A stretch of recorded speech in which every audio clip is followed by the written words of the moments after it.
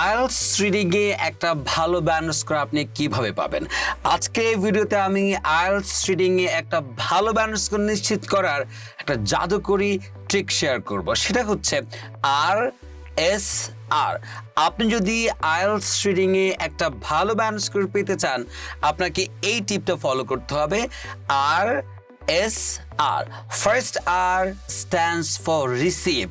আপনাকে অবশ্যই প্রশ্নের বাক্য পড়ে বুঝতে পারতে হবে প্রশ্ন আপনার কাছে কি চাচ্ছে।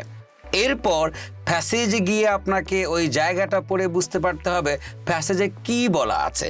এর মানে হলো প্রশ্ন এবং প্যাসেজ থেকে আপনাকে ইনফরমেশন রিসিভ করতে পারতে হবে। That means first R stands for receive।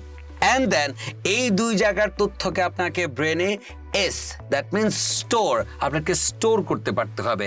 Receive, store, and final R stands for remember.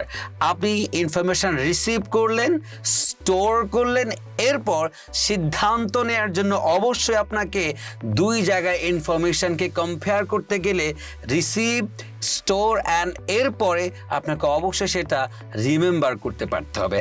আপনি যদি আইএলটিএস রিডিংয়ে আপনি একটা ভালো ব্যান্ড স্কোর চান, অবশ্যই আপনাকে আগে ইনফরমেশন রিসিভ করতে পারতে হবে, এরপর আপনি স্টোর করবেন, এরপর আপনি রিমেম্বার করবেন।